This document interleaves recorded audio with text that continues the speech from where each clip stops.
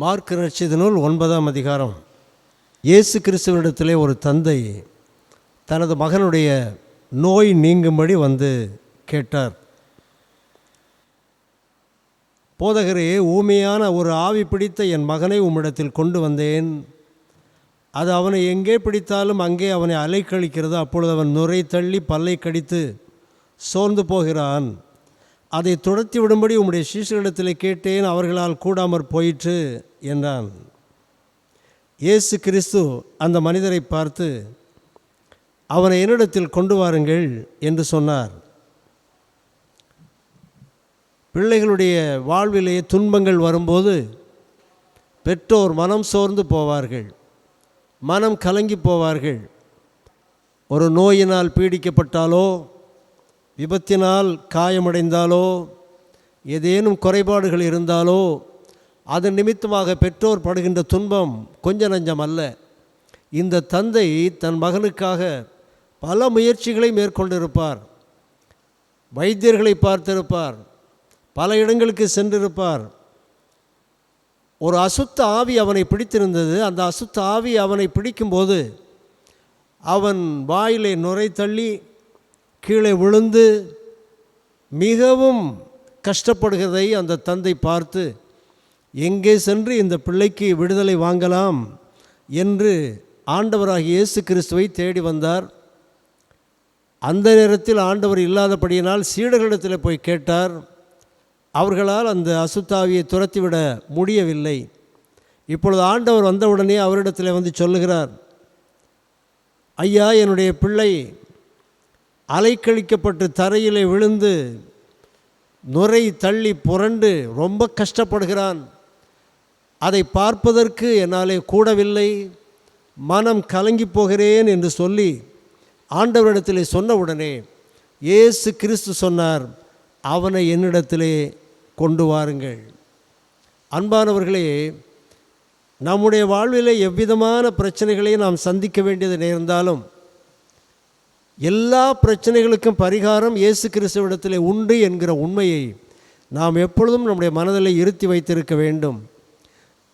இதோடு முடிந்து போயிற்று என்னுடைய வாழ்க்கை, அல்லது இதிலிருந்து எனக்கு விடுதலை கிடையாது என்கின்ற ஒரு அவிசுவாசமான எண்ணத்துக்கு நேராக செல்லாமல், இயேசு கிறிஸ்து இந்த காரியத்தை சரி பண்ணுவதற்கு வல்லமை உள்ளவர் என்கிற எண்ணத்தோடு வந்தால் ஆண்டவர் தாமே அழைப்பார், அவனை என்னிடத்தில் கொண்டு வாருங்கள். அவனை ஆண்டவரிடத்தில் கொண்டு வந்தார்கள். உடனே ஆண்டவர் அந்த தகப்பனாரை பார்த்து கேட்டார், இது இவனுக்கு உண்டாகி எவ்வளவு காலமாயிற்று என்று கேட்டார். ஆண்டவர் விசாரிக்கிற ஆண்டவர். நம்முடைய பிரச்சனைகளை, நம்முடைய கஷ்டங்களை விசாரிக்கிற ஒரு தெய்வம்.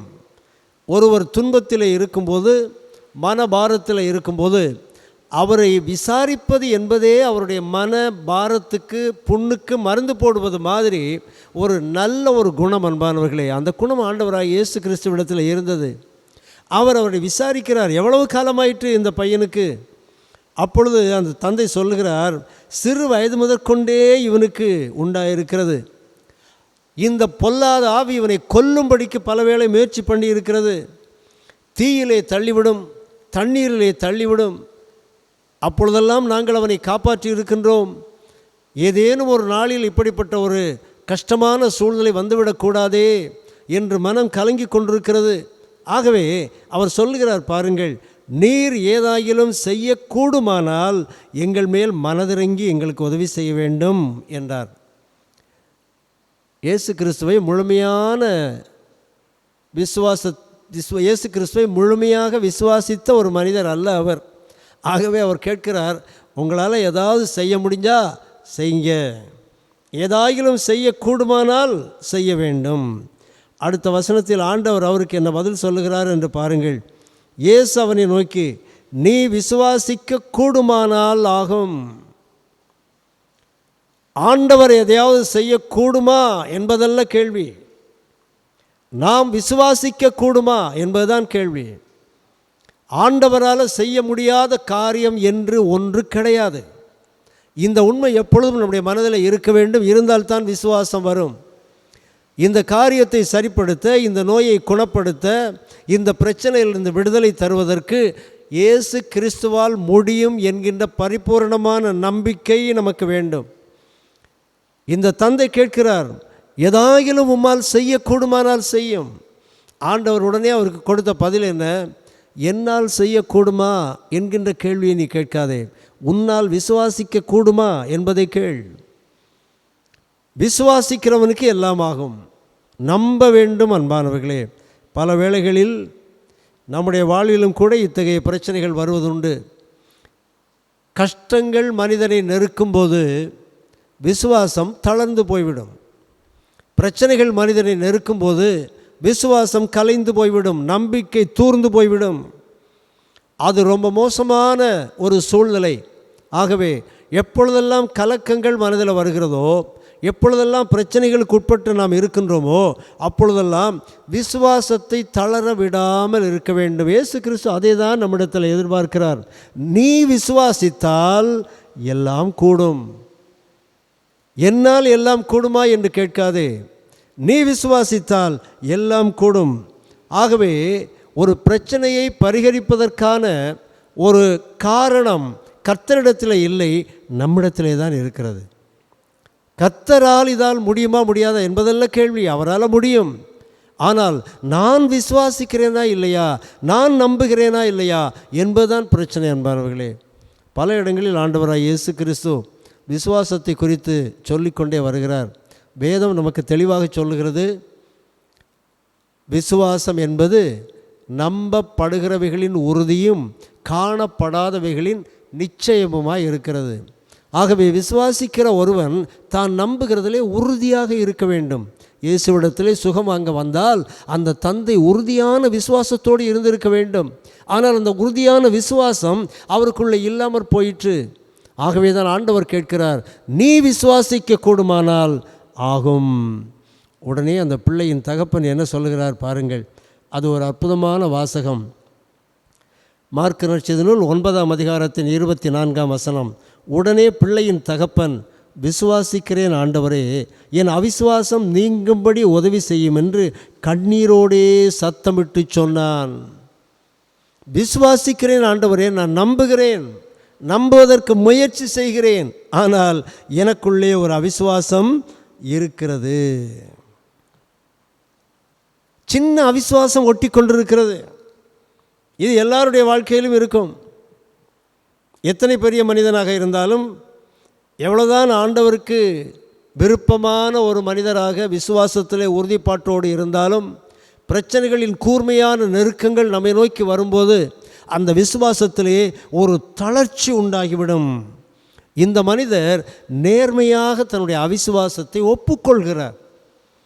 நான் விசுவாசிக்கிறேன் ஆண்டவரே, விசுவாசிக்கிறது தான் முயற்சி செய்கிறேன், நம்புவதற்கு தான் முயல்கிறேன், ஆனாலும் என்னுடைய இருதயத்தின் சில ஓரங்களில் இந்த அவிசுவாசம் ஒட்டி கொண்டிருக்கிறது, அதை நீக்கி போடுங்க ஆண்டவரே.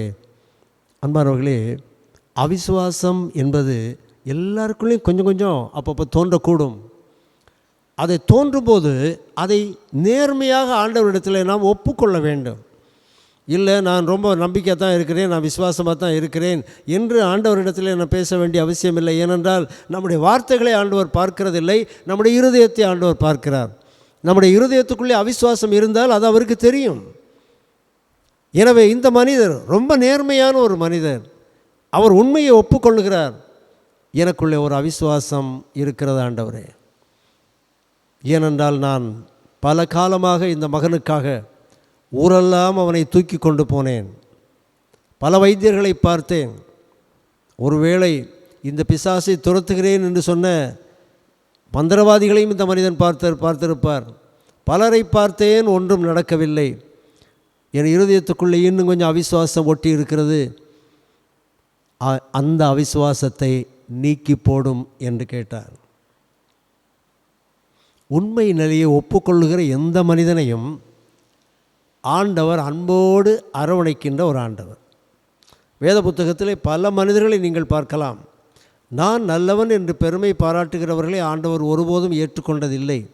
தன்னுடைய உண்மை நிலையை ஒப்புக்கொண்டு நான் பாவி என்று யார் வருகிறார்களோ அவர்களுக்கு ஆண்டவர் அடைக்கலம் கொடுக்கிறார், அவர்களை ஏற்றுக்கொள்கிறார். யோவான் நற்செய்தி நூல் 8ஆம் அதிகாரத்திலே விபச்சாரத்திலே கையும் மெய்யுமாக பிடிக்கப்பட்ட ஒரு பெண்மணியும் அவளை பிடித்து கொண்டு வந்தவர்களையும் நாம் பார்க்கின்றோம். பிடித்து கொண்டு வந்தவர்கள் இயேசுவின் முன்னால் நிற்க முடியாதபடிக்கு போய்விட்டார்கள். ஆனால் இந்த பெண்மணி நின்றார்கள். இயேசு அந்த அம்மாவை பார்த்து கேட்டார், ஸ்திரீயே, உன்மேல் குற்றம் சாட்டினவர்கள் எங்கே? ஒருவரும் உன்னை ஆக்கினைக்குள்ளாக தீர்க்கவில்லையா? இந்த கேள்வியை கேட்ட உடனே அந்த அம்மா என்ன சொன்னாங்க? இல்லை ஆண்டவரே. அந்த வார்த்தைக்குள்ளே வேறு சில ஆழமான பொருட்களும் இருக்கின்றன. நான் தப்பு செய்த உண்மைதான் ஆண்டவரே, நான் நியாயவதி, நான் தவறு செய்யாதவள் என்று அந்த அம்மா வாதிடவில்லை, தர்க்கம் செய்யவில்லை.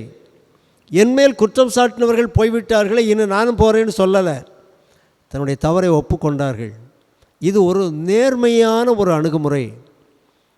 அப்போஸ்தலனாகிய யோவான் பல இடங்களில் சொல்லுவார், வெளிச்சத்தில் பிள்ளைகளாக இருப்போம் என்று. வெளிச்சத்தின் பிள்ளைகள் என்றால் அதன் பொருள் என்ன? நேர்மையானவர்கள் என்று பொருள். வெளிச்சத்திலே ஒருவர் இருக்கும்போது அவருடைய உள்ளத்தில் இருக்கிற அழுக்குகளும் அவருக்கு தெரியும், நன்மை தீமை ரெண்டுமே தெரியும். இருளிலே இருக்கும்போது எல்லாம் உறைந்து போய்விடும். ஆகவே வெளிச்சத்தின் பிள்ளைகளாக இருப்பது என்பது நேர்மையாக நடப்பது என்கின்ற பொருள்தான். இந்த மனிதர் நேர்மையாய் தன்னுடைய தவறை ஒப்புக்கொண்டார். தன்னுடைய அவிசுவாசம் நீங்கும்படியாக ஆண்டவரை வேண்டிக் கொண்டார்.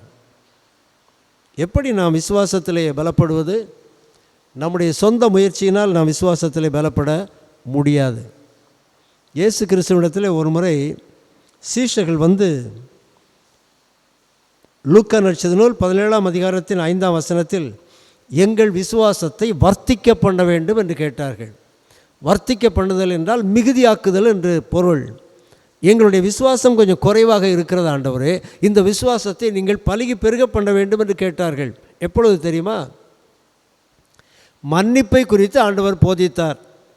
எத்தனை தடவை மன்னிக்கணும் அப்படி கேட்டபோது 7-70 தடவை மன்னிக்க வேண்டும் என்று ஆண்டவர் சொன்னார். அந்த சத்தியத்தை ஏற்றுக்கொள்ள சீடர்களுக்கு கொஞ்சம் கடினமாக இருந்தது. எத்தனை தடவை தான் ஒருத்தனை மன்னிக்கிறது? 7-70 தடவைனா நீண்ட நாட்கள் எப்போ வேணாலும் மன்னிச்சுக்கிட்டே இருக்கணும் என்பதெல்லாம் பொருள். அது எங்களால் முடியலையே. ஆகவே எங்களுடைய விசுவாசத்தை வர்த்திக்க பண்ணுங்க ஆண்டவரே. எங்களுக்கு விசுவாசம் இல்லாதபடியினாலே எங்களால் மன்னிக்க முடியவில்லை. ஆகவே எங்கள் விசுவாசத்தை மிகுதியாக்கும் என்று கேட்டார்கள். நமக்குள்ளும் விசுவாச குறைபாடு இருந்தால், அவிசுவாசம் இருந்தால் அதையும் ஆண்டவர்கிட்ட தான் போய் கேட்கணும்.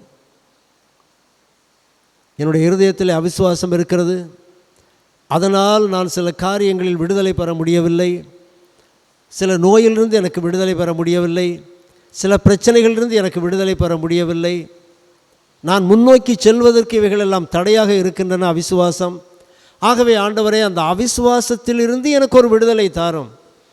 என்னுடைய அவிசுவாசத்தை நீக்கி என்னுடைய இருதயத்துக்குள்ளே விசுவாசத்தை தாரும் என்று நாம் கேட்க வேண்டும்.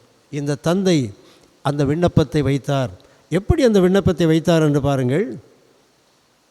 விசுவாசிக்கிறேன் ஆண்டவரே, என் அவிசுவாசம் நீங்கும்படி உதவி செய்யும் என்று கண்ணீரோடே சத்தமிட்டு சொன்னான். ஒரு ஜெபம் இங்கே அவர் செய்கிறார். அந்த ஜெபம் மிகவும் அழுத்தமான ஒரு ஜெபம். எந்த ஜெபம் கேட்கப்படும்? ஒரு மனிதனுடைய இருதயத்தின் பாரம்தான் ஜெபமாக கர்த்தருடைய சமூகத்திலே போகிறது. மிகுந்த பாரத்தோடும் மிகுந்த துயரத்தோடும் மிகுந்த கண்ணீரோடும் மிகுந்த சத்தத்தோடும் இந்த மனிதர் ஆண்டவரிடத்தில் கண்ணீர் விட்டு கதறுகிறார். ஆண்டவரே, எனக்குள்ளே ஒரு சின்ன அவிசுவாசம் இருக்கிறது, இந்த பிள்ளைக்கு ஒரு வாழ்வு வேண்டுமானால் அந்த அவிசுவாசம் என்னை விட்டு நீங்க வேண்டுமே. ஆகவே என்னுடைய இருதயத்தில் இருக்கிற அந்த அவிசுவாசத்தை, நம்பிக்கை இன்மையை என்னை விட்டு அகற்றும் என்று சத்தமிட்டு அழுது கொண்டே சொன்னார். ஆண்டவர் என்ன செய்தார் என்று பாருங்கள். அப்பொழுது இயேசு அந்த அசுத்த ஆவியை நோக்கி, ஊமையும் செவிடுமான ஆவியே, இவனை விட்டு புறப்பட்டு போ, இனி இவனுக்குள் போகாதே என்று நான் உனக்கு கட்டளையிடுகிறேன் என்று அதை அதட்டினார். அப்பொழுது அந்த அசுத்த ஆவி ரொம்ப சத்தம் போட்டு அந்த வாலிபனை மிகவும் அலைக்கழித்து புறப்பட்டு போயிற்று. அவன் செத்துப்போனான் என்று அநேகர் சொல்லத்தக்கதாக அவன் தரையிலே விழுந்து கிடந்தான். அவனை விட்டு அந்த அசுத்தாவி அலைக்கழித்து விட்டு அவனை விட்டு போய்விட்டது. ஆனால் அவன் இறந்து போன ஒரு மனிதனைப் போல தரையிலே விழுந்து கிடக்கிறான். சுற்றி நின்ற மக்கள் எல்லாம் என்ன சொல்லுகிறார்கள்? அவன் மரித்து போனான், அவன் செத்து போனான். அன்பானவர்களே, உலகம் அவிசுவாசத்துக்குள்ளே நிறைந்து கிடக்கிற உலகம். உலகம் நம்பிக்கையை தருகின்ற ஒரு உலகம் அல்ல, உலகம் அவநம்பிக்கையை ஏற்படுத்துகின்ற ஒரு உலகம். ஆகவே அதைத்தான் இந்த மக்கள் பிரதிபலிக்கிறார்கள். அவன் செத்து போனான், அவன் கதை முடிஞ்சு போச்சு என்று ஜனங்கள் எல்லாரும் எண்ணிக்கொண்டிருந்த போது ஆண்டவராய் இயேசு கிறிஸ்து வந்தார். அவனுடைய கையை பிடித்து அவனை தூக்கிவிட்டு, இயேசு அவன் கையை பிடித்து அவனை தூக்கினார். உடனே அவன் எழுந்திருந்தான். எவ்வளோ அற்புதமான ஒரு காரியம்! இந்த தந்தையினுடைய மனம் எவ்வளவு சந்தோஷப்பட்டிருக்கும், எவ்வளவு மகிழ்ச்சி அடைந்திருக்கும். பல வேளைகளில் பிள்ளைகளுடைய கஷ்டங்களை பார்த்து பெற்றோர் துயரப்படுவார்கள். அந்த துயரத்தை தாய்மார் வெளிப்படையாக வெளிப்படுத்துவார்கள். ஆனால் இந்த தந்தையர்கள் தங்கள் இருதயத்துக்குள்ளே வைத்து கொண்டிருப்பார்கள். இந்த தந்தையும் அப்படித்தான். பலகாலம் இந்த பிள்ளைக்காக வேண்டிக்கொண்டே இருந்த ஒரு மனிதர் இப்பொழுது ஆண்டவருடைய சமூகத்தில் வந்து தன்னுடைய பிள்ளைக்கு ஒரு விடுதலை கிடைத்த உடனே அற்புதமான அந்த விடுதலையை பெற்றுக்கொண்டவராய் மகிழ்ச்சியோடு போனார். ஆகவே அன்பானவர்களே, நம்முடைய உள்ளத்திலும் நாம் கொண்டிருக்க வேண்டிய ஒரு முக்கியமான ஒரு விஷயம் என்னவென்றால், வாழ்க்கையிலே பிரச்சனைகள் வரும்போது கலங்காமல் திகையாமல், விசுவாச குறைவு ஏற்பட்டால் அந்த குறைவையும் கர்த்தரிடத்திலே அறிக்கை செய்து, ஆண்டவரே, இந்த விசுவாச குறைவை என்னை விட்டு அகற்றி நான் முழுமையான நம்பிக்கை உள்ளவளாக உம்மண்டையிலே வருவதற்கு உதவி செய்யும். உம்மால் எல்லாம் கூடும் என்கின்ற உணர்வை, உம்மால் எல்லாம் கூடும் என்கின்ற அழுத்தமான நம்பிக்கையை நான் பெற்றுக்கொள்ள எனக்கு உதவி செய்யும் என்று ஆண்டவரிடத்தில் நாம் கேட்க வேண்டும். ஆண்டவர் நம்மை ஆசீர்வதிப்பார்.